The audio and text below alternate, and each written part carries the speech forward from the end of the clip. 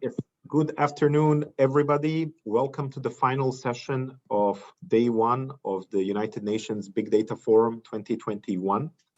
My name is Serjan Derek. I am the team leader of the Resident Coordinator Office for the United Nations in Trinidad and Tobago. And it is my pleasure to be your moderator here today. Segment 7 of what has been a very, very busy first day is actually quite a cherry of the top to close out the first day.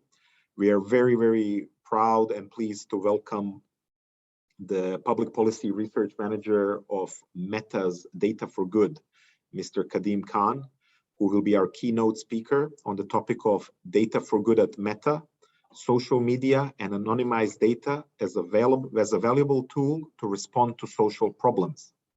Mr. Kadeem Khan, who will be holding the presentation, is the research manager at Meta's Data for Good team. His team's mission is to empower partners with privacy-preserving data that strengthens communities and advances social issues. Mr. Khan previously worked as a junior professional associate at the World Bank's Poverty and Equity practice. Originally from Trinidad and Tobago, he holds a BSc in Government and Politics and International Development from the University of Maryland College and a master's in City Planning from the Massachusetts Institute of Technology. His graduate school research focused on the application of machine learning for mapping inequality in cities of the Global South. Following his presentation, Mr. Khan will be joined by our two panelists, Mr. Abdullahi Abdul Qadri, the Coordinator of Statistics and Social Development at ECLAC, who is also based here in Trinidad and Tobago and who leads the Regional Commission's technical assistance to Caribbean countries on statistical capacity building, including the establishment of a national statistical system and the implementation, follow-up and review of the 2030 Agenda for Sustainable Development and the Sustainable Development Goals. Prior to joining ECLAC, Mr. Abdul Qadri was the Professor of Applied Economics at the University of West Indies, Mona campus, where he served as the Associate Dean for Research and Innovation in the Faculty of Social Sciences. Last but certainly not least, we have Dr. Isaac Dial-Singh from the University of West Indies. He holds a PhD in statistics from the Pennsylvania State University and is currently a lecturer in the Department of Mathematics and Statistics. He is heavily involved in the teaching of the MSc Statistics program and also teaches elective statistics courses in the MSc Data Science program. He has served as a statistical consultant on several international surveys and is also a certified trainer in fishery statistics. I would like to invite all participants to please pose any questions they might have for Mr. Khan or for our panelists in the Q&A tab at the bottom of their screen. We will first have a presentation by Mr. Khan, followed by a panel discussion involving the three-person panel. So without any further ado, I would like to hand the floor over to Mr. Kadeem Khan from Meta. Mr. Khan, the floor is yours.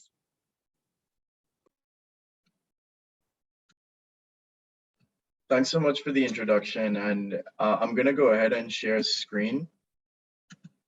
And, just a little bit about myself. I work on the Data for Good team at Facebook, and I've been at the team for about 2.5 years. And I'm originally from Trinidad and Tobago, so I'm just really humbled to be invited and present at this forum and really grateful.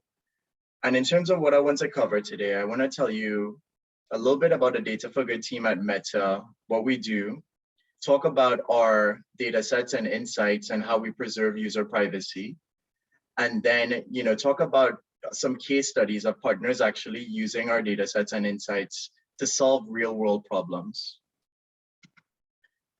So a little bit about the Data for Good team at Meta. We build privacy-preserving data products and insights to help solve some of the world's greatest problems. And the rationale for this is that over 2 billion people use Meta's products, generating data that can be used in privacy-preserving ways to help communities around the world. And we believe that when data is shared responsibly with communities and partner organizations that need it, it can improve well-being and save lives. And on the Data for Good team at Meta, we have three main offerings or families of tools. So all the way on the left, our first set of tools are our Maps for Good tools, which are geospatial data sets designed to help organizations respond to crises. And I'll tell you more about that in a second. Secondly, we have our surveys for good data sets, which is basically using the Facebook platform to empower researchers and collect survey data to understand different issues. And one of our most popular data sets is the COVID Trend and Information Survey, which collects information on COVID symptoms, vaccine acceptance, and vaccine hesitancy for many countries around the world. And this is publicly available. And then lastly, our Insights for Impact program is a little bit different because it's not a data set, but it is an offering where we try to understand public conversations about a given issue. And we work with organizations who actually want to use the Facebook platform to message on that issue and, in a behavior change or information dissemination kind of way. And as you can imagine, most of what we've done has been focused on messaging around the COVID vaccine and understanding reasons for hesitancy from public posts. So I'm going to talk about some of these offerings, but also talk about some case studies of partners really using some of these services and data. So I'll start out with Maps for Good. So within our Maps for Good data sets, we have a public set of data sets that anyone has access to and can download. And this is either because the data sets don't use any Facebook data whatsoever, but they were developed by Facebook data scientists, or they were developed using stringent differential privacy methods, using de-identified and aggregated Facebook user data. And because these go through more stringent privacy measures, we're able to release them publicly. And I want to draw your attention to two data sets that are probably relevant in the Caribbean. One is all the way on the left, the high resolution settlement layer, which is basically a population density geospatial data set, which maps population at a 30 by 30 meter grid cell. And it can be used for spatial planning, responding to natural disasters, infrastructure planning, basically any GIS. It's the denominator in any GIS analysis. And all the way to the right, we have the relative wealth index, which is a map that basically maps poverty subnationally for most countries around the world. So it can give you a sense of the leading and lagging regions within a country, even for countries that haven't had census data for many years. So it's a really powerful data set for understanding, inequality across space. And apart from our public data sets, we have a set of controlled access data sets, which are made available to partners who have been onboarded and vetted and signed a data license agreement. And in the Caribbean, we actually have a few partners, including the University of the West Indies and the OECS, who are onboarded to use these data sets. And these data sets are anonymized and aggregated information only for users that have opted into sharing their location services with Facebook. And within these controlled access data sets, there's a subset of them which we consider our disaster maps suite. And these consist of different data sets that were meant that our partners have been using to respond to natural disasters around the world, such as hurricanes, earthquakes, and volcanic eruptions, etc. And some of these tools include our Facebook population data, which basically maps Facebook users across space and gives you an idea of where people may be. Additionally, there's Facebook movement and displacement data that shows where people have flowed before and after disaster to give you an idea of where people have evacuated to or what areas are lagging in terms of evacuation. And then lastly, our network connectivity data sets that actually show where the internet coverage has been affected after a natural disaster. So you may be asking, okay, well, how have these been used before by partners? So I actually want to show you an example right here in the Caribbean. As you know, earlier this year, there was a volcanic eruption in St. Vincent. And one of our partners, Direct Relief, used our disaster maps data to understand Firstly, on the left, where people were settled using the population density data. And then also on the right, where people were flowing to after the disaster. So the areas in red are where there was a 70% increase in people being present after the disaster. And the areas in purple are where there was a 70% decrease. So you can actually see where people have moved to, which is really important when you're responding to crises and you want to understand what areas are lagging, etc. So Direct Relief analyzed this data and they took it a step further and even built a dashboard highlighting where people were moving to within the country and helped determine which evacuation centers were actually becoming overburdened. And they ran a bunch of analyses, and this actually helped them distribute respirators and medical supplies to those centers that were becoming overburdened. And this was all informed by our data.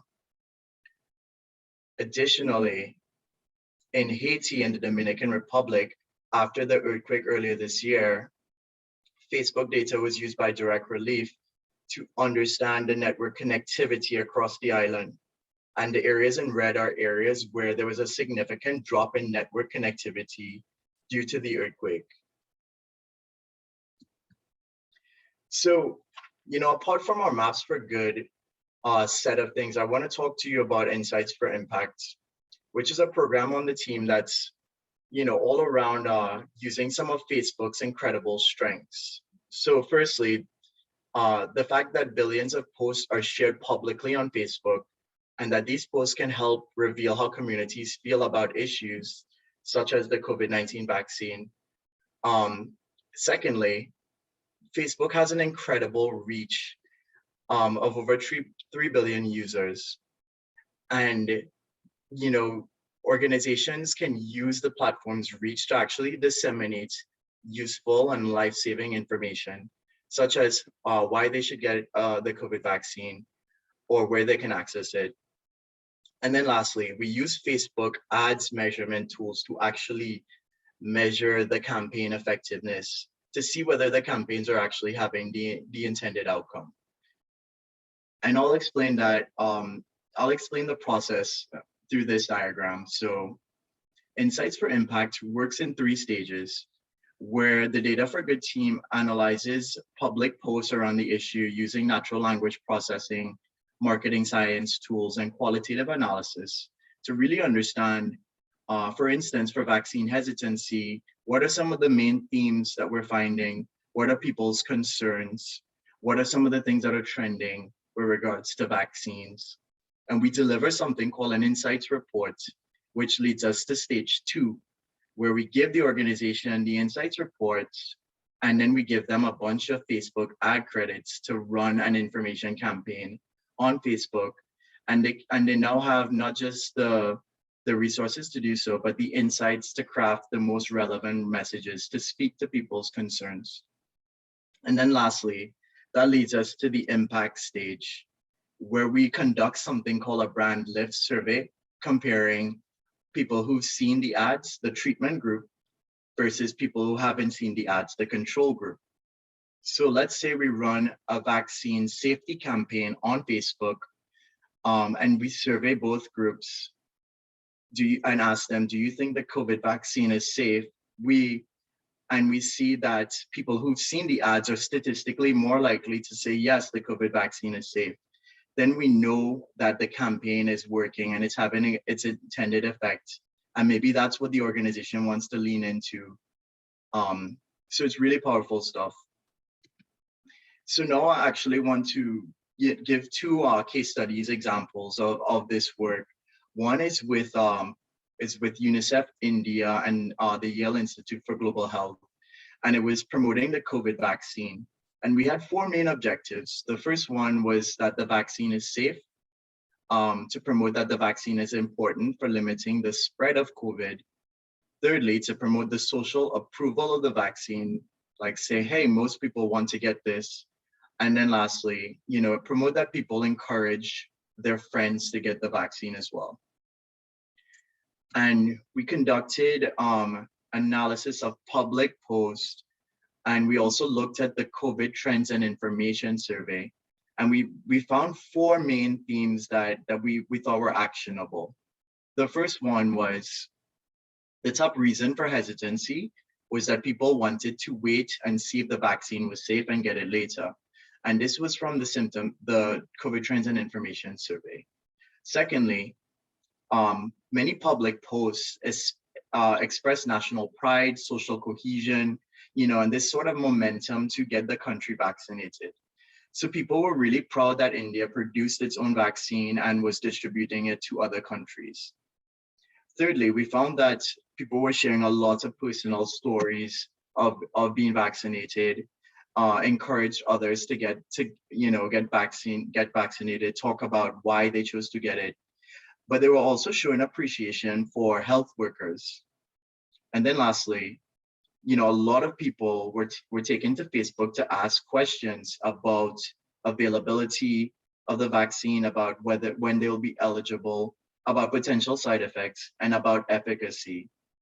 So using these four main themes, we worked with UNICEF India and Yale, and we crafted four main campaign messages. And we ran these campaigns head to head because we wanted to learn which one was best at shifting those objectives in a positive way. So the first campaign was countering the wait and see, where we really emphasized that, that there's a vaccine reserved for you and that it is safe. The second campaign was the National Pride campaign that emphasized that used patriotic imagery, and it emphasized that India needs you to join the fight against COVID. The third campaign was testimonials and messenger based, where we depicted health workers, but the way we structured the text was that it was coming from a personal testimony explaining why the person chose to get the vaccine. And then lastly, we had a pure information type campaign just to fill those knowledge and information gaps, and really emphasize safety and efficacy. So which of these four campaigns performed the best? Well,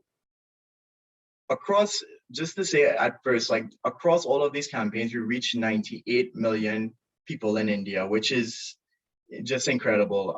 Especially, coming from a country of just over 1 million people, it just shows the power of the Facebook app.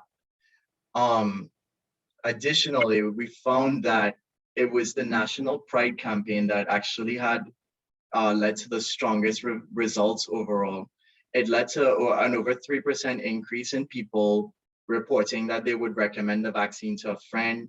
It led to an over 3% increase in people reporting higher perceptions of social approval, and also the testimonials and messenger campaign performed fairly well too, but it was really the National Pride campaign that had really stood out.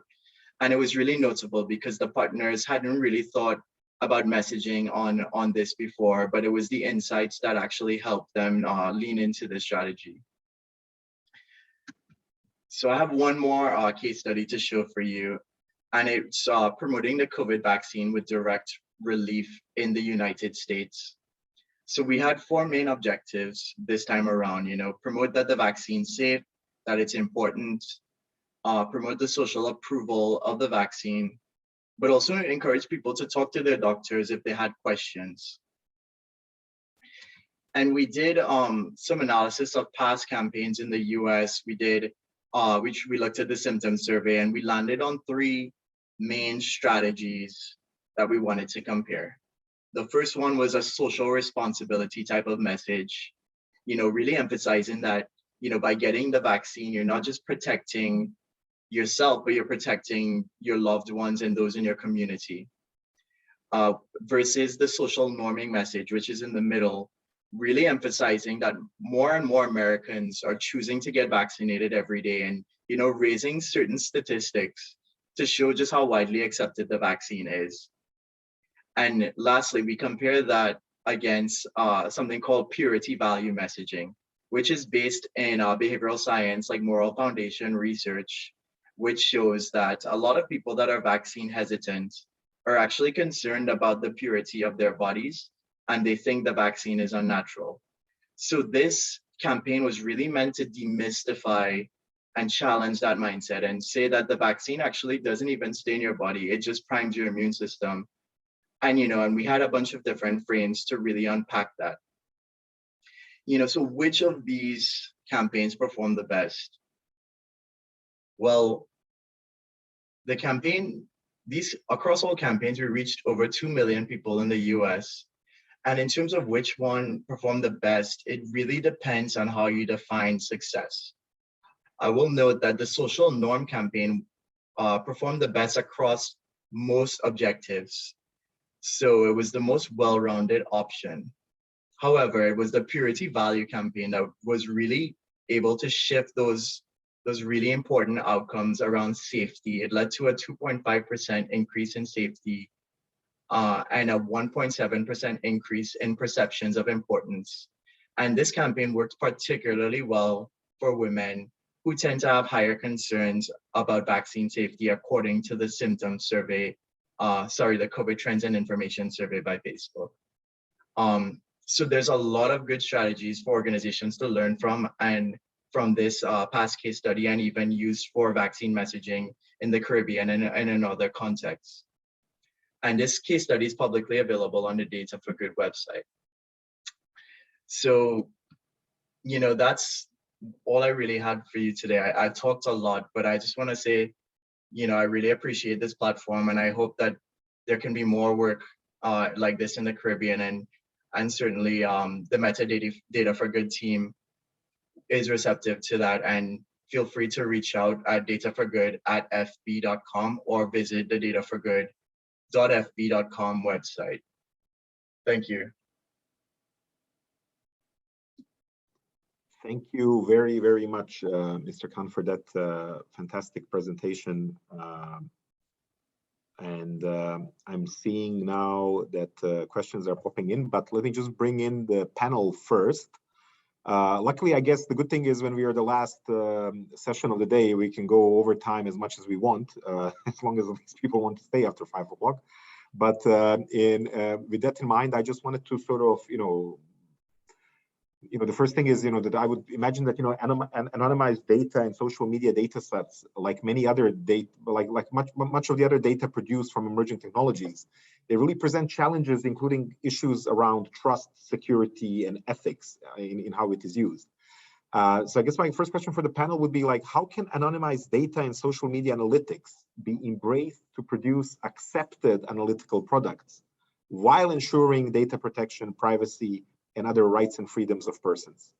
I guess, Mr. Khan, maybe you can take a first stab at it, and then we can go to Abdul and Dr. Diel-Singh. Yeah, thank you so much. And I can say a few things about this. Firstly, Meta has invested a lot in privacy over the last few years, and the Data for Good team actually sits within the Privacy and Data Policy org. So privacy is really at the heart of everything we do. And we work with data that's aggregated and anonymized and de-identified. And even in conceptualizing new data sets or insights, new products, there's a rigorous privacy evaluation even before we begin building. And then we also consult other organizations, and we loop them in to ensure that we're abiding by ethics and we're building something that's useful. So, we've really invested a lot into this, and we'll continue to do that. So I'm optimistic about that. Any insights, Dr. Diel-Singh or Abdul? Yeah, I'll just take a look at this. The first thing that I would want to mention is that in order to develop trust, we must have strong institutional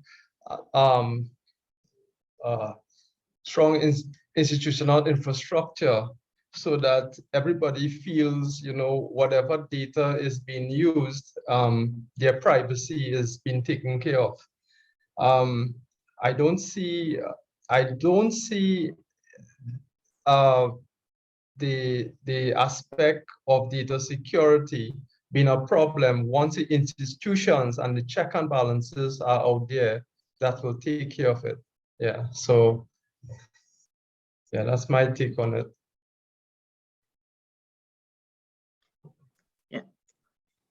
Yeah, Sergeant, if I may add to that, Sure. it's really interesting listening to Mr. Khan.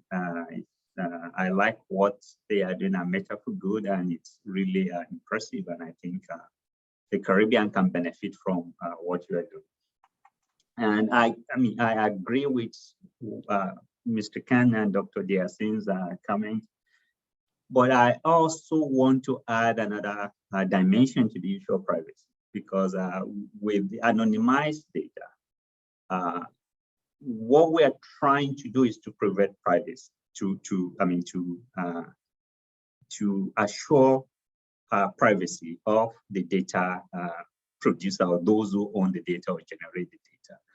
But anonymization may just only enhance or prevent the disclosure of identity, may not necessarily lead to privacy protection, except when we have that institutional mechanism that Dr. Diasin alluded to, where it's on those who have custody of the data. It's the responsibility falls on them to prevent that privacy, because you could have data anonymized. And what that does is that you don't know who or the identity of those who generated the data, but it could still be used to track somebody down, where you see, for example, marketing, where just by visiting or by generating or making some comments on Facebook or other social media, it may not be linked directly to you to identify who it is, but they may still be able to say, well, you've been to this, you've searched this website for maybe like the way they use cookies, where persons may feel that their privacy is being invaded. So but those could be really taken care of when companies and those who actually have custody of data have very good privacy rules, where they let people know how their data is being used, and it's been if it's going to be shared with third party, or whether it's going to have any commercial value. And then if you are aware of that, then you do not have any worries about your data being used, although you know it's being anonymized. I just wanted to provide that additional context. Thank you. Thank you very much, Abdul, for that intervention. Just to jump back to Dr. Dale Singh, Facebook big data statistics show that there are close to 3 billion active users every month. WhatsApp users exchange up to 65 billion messages a day. Out of the total time digital users spend online, 33% is reserved for social media. Internet users generate about 2.5 quintillion bytes of data each day. With 2.5 quintillion pennies, we could cover the entire surface of the earth almost 4 times over. In simple terms, a lot of useful data is generated each day in huge volumes and velocities. From your perspective, how can the academia and organizations such as Meta together draw useful insights from online data actions like these to address key development challenges and drive overall development? Well, I want to thank you for that question. The first thing is this: academia, I see it as a microcosm of different subjects, of mathematics, of statistics, of ethics, and in this case, we are speaking about ethics and even computer science. So we are in the right space to take advantage of this freely available data. However, I would also like to point out that in addition to having the right mix of people, there are no individual institutions that exist outside there that have their own research and development centers. So the university and the academic community could serve as an R&D center. And I also want to say that we have new opportunities now, because what we are hearing here today is that the whole issue of data privacy, that we understand that there will be new opportunities for jobs in terms of people who understand the law, technology, and data use and abuse. And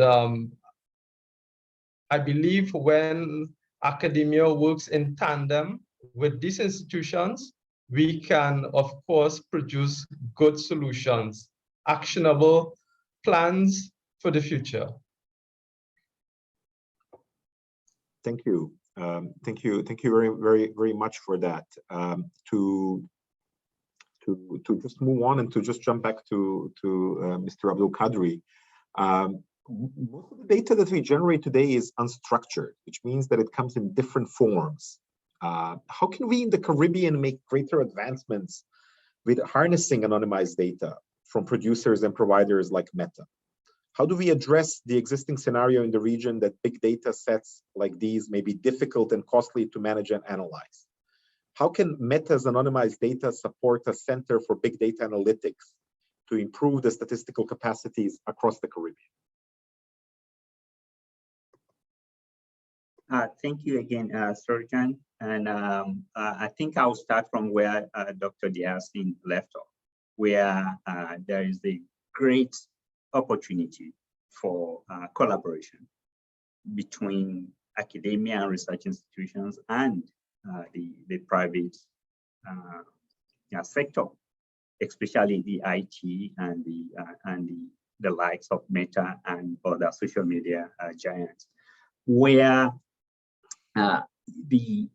to take full advantage of big data and to harness all the opportunities that could possibly be harnessed, you need to develop the capacity. And big data analytics is very critical in this respect. So if you're generating the data, or even if you have access to the data and you cannot make insight out of it, and to gather insight, you have to be able to do the analysis. So that's a key issue, a key factor that we have to develop the capacity. And for the capacity that we already have, we have to do more to further advance that capacity and to widen the capacity. And there lies an opportunity for collaboration, public-private partnership, which you mentioned the possibility or the idea of having a big data center. You cannot have the center without the capacity to actually operate the center. And the institutions, the academic institutions and the research institutions may not have the capital to actually operate or to start the center. So there lies a good opportunity for the public-private partnership, where Meta, the likes of Meta, can actually fund.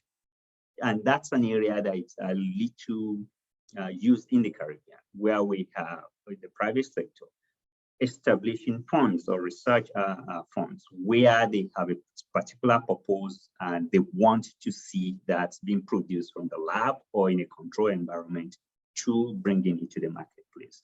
So I'm glad to see in Mr. Khan's presentation, he used maps, the maps for good. He did a very good presentation on the maps for good. And you also mentioned, the kinds of unstructured data that we do generate now. The data is no longer restricted to just numbers. You have a lot of images that are geospatial satellite imagery that are very highly valuable. But without the tools to actually turn these into information that can be used by policymakers, by even the civil society and those who are the NGOs that are working very close to the people, then we would not be taking the full opportunity that big data provides. So to some, the capacity has to be there, but to develop the capacity, you need the funds to collaborate with those who have the technical ability or the technical potential, those who have the potential to develop that capacity. So let me leave it there, and if there's an opportunity to readdress that, and I will come back. Yeah, yes, I also want Yes, to I actually wanted to ask you now, Mr. Khan. I mean, not to put you on a spot, but in general, Meta's anonymized data and, for example, a center of big data analytics in the Caribbean. How would that sort of look from your perspective? I mean, I think it's a great idea, and I think it's something that the company may be interested in, given that we have such a strong emphasis on partnerships, regional partnerships, and so on. And I think there needs to be solid capacity building in the region, particularly among youths, like telling them what data science and computer science is, having those courses available, telling them what GIS is. Certainly when I was that age, I had no idea what these things were, and I ended up leaning into them. But if we had more people from a young age aware of this through a center of excellence or some other way, we could really build capacity, from, for people, like for the next generation, like a lot of people who are interested in leveraging data for social good and so on. Yes, thank you very much. And from your perspective, Dr. Dial Singh, I mean, what role would academia play in establishing a center for big data analytics that we have just been sort of discussing now? Yes, that's a good question. Well, we have already started at the University of the West Indies in the St. Augustine campus an MSc in data science. And we have already started producing students with the requisite skills and knowledge that they need to kickstart the process. We have also been engaged in starting off a PhD in data science. So it has not been on the board as yet, but it will soon come on board, I believe.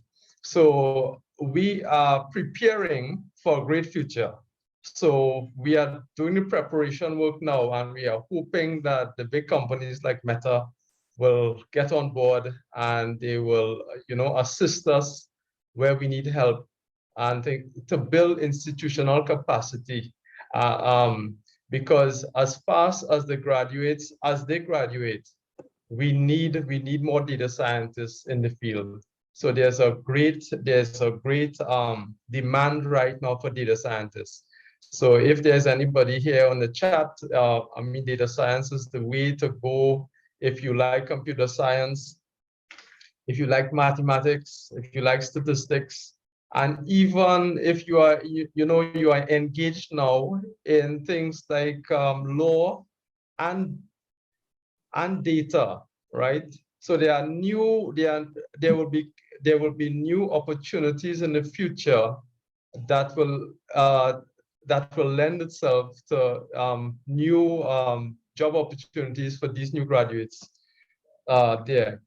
One of the things I just want to say is that you mentioned that there are a lot of unstructured data today, and yes, and this is why it's so important to have a good foundation in mathematics, and because we need fields like graph theory, etc., to be used as an input in actually creating a really good dynamic data science program in the Caribbean. Thank you.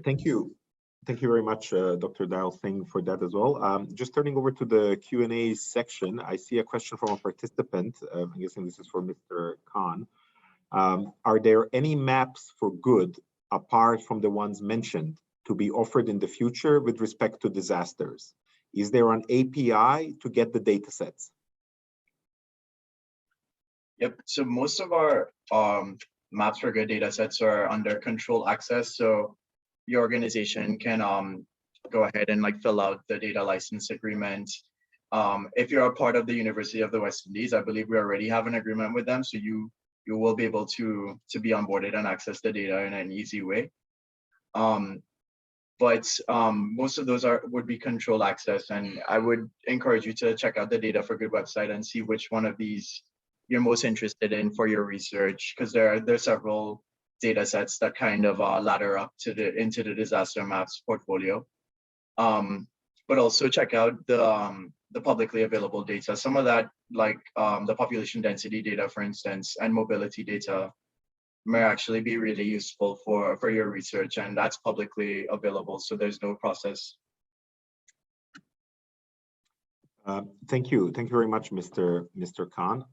We are now at 10 minutes past 5, which brings us to the end of our session and to the end of the first day of the Big Data Forum. I'm very encouraged to hear about the positive feedback on a Center for Big Data Analytics. I think that is something that we can all work together towards in different ways. And I think all the ingredients are there. It's just a question of coordination, I would say, to bring it all together.